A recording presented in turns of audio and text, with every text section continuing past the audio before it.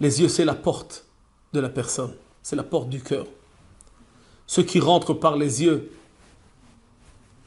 entraîne des réactions au niveau du cœur. Ce qui ne rentre pas par les yeux, ce qui n'est pas vu, eh bien, à ce moment-là, n'entraîne pas d'envie.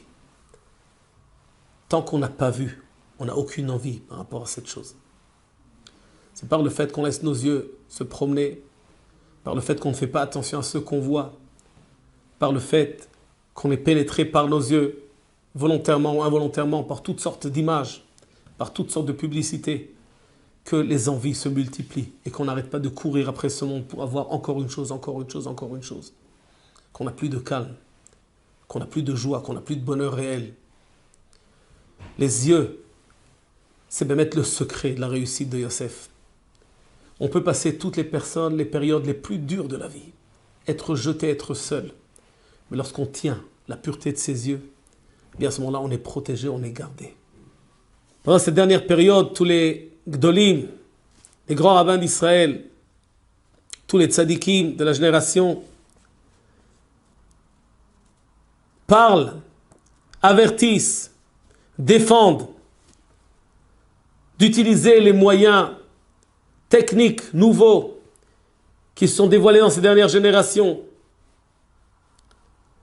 L'Internet, pour une raison très simple. L'Internet, c'est quelque chose qu'on utilise avec les yeux. Et tout ce qu'on voit pénètre notre cœur. Et quand on voit des choses qui ne correspondent pas à la Torah, qui ne correspondent pas au sens de la vie du peuple d'Israël, du juif, du Ben Israël, parce que toutes ces choses transforment notre cœur en un cœur qui correspond à quelque chose d'autre qu'un fils d'Israël.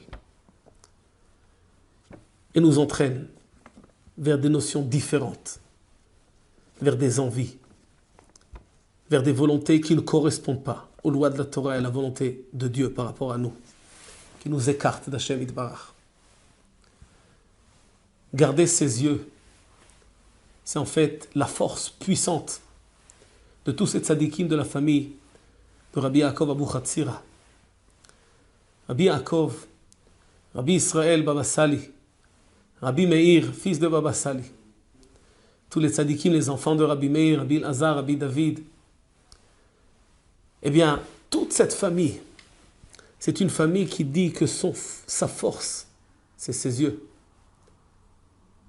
Jamais voir une forme de quelque chose qui est autre que ce que la Torah demande de nous. Chacun a sa femme. La femme, elle est permise à l'homme. La femme de l'autre, elle ne nous correspond pas. Ce n'est pas pour nous.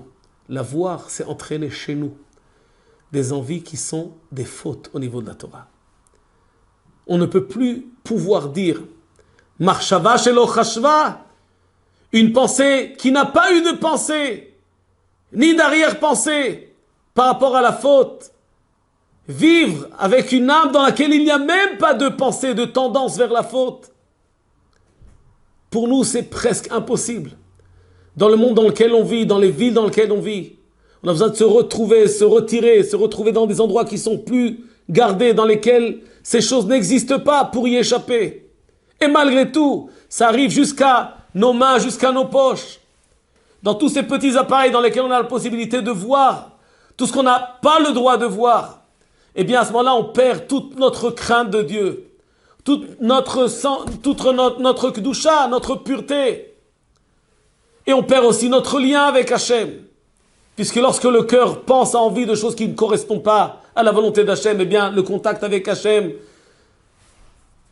s'effrite.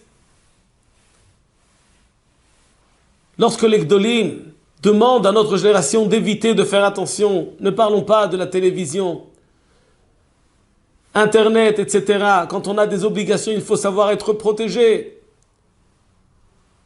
Mais même se promener dans les rues, les endroits qu'on contacte, les magasins dans lesquels on se promène, pour les courses, pour autre chose, toutes ces choses, tout ce monde qui est autour de nous, qui nous entraîne vers des envies qui ne correspondent pas à la voix de la Torah, tous ces chants, toutes ces musiques, qui chantent ce qui est interdit par la Torah, eh bien toutes ces choses nous rentrent et nous pénètrent et transforment notre cœur un cœur qui vient dur comme une pierre par rapport au service d'Hachem et qui est plongé dans les bassesses de ce monde.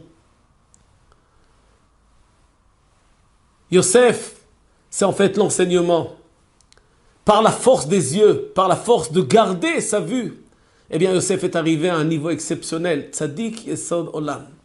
Le tzadik, le juste sur lequel le monde entier tient. C'est la force de Yosef. Si on est incapable d'arriver au niveau de Yosef, au moins se rapprocher au maximum, échapper au maximum de toutes ces vues interdites, au maximum se battre pour ne plus voir ce qu'on n'a pas le droit de voir. Qu'Hachem nous aide et nous donne cette possibilité à nous aussi de nous rapprocher, d'être proches de cette notion de Yosef, d'apprendre à ressembler à nos sages, aux tzadikim des dernières générations, qui ont prouvé que lorsqu'on ne voit pas ce qu'on n'a pas le droit de voir, eh bien Hachem nous permet de voir ce que personne ne peut voir.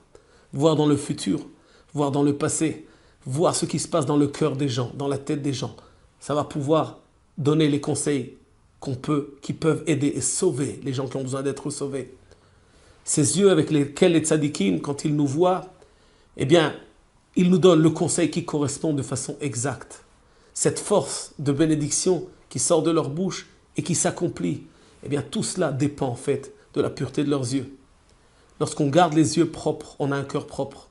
Lorsqu'on a des yeux propres et un cœur propre, on appartient à Hachem.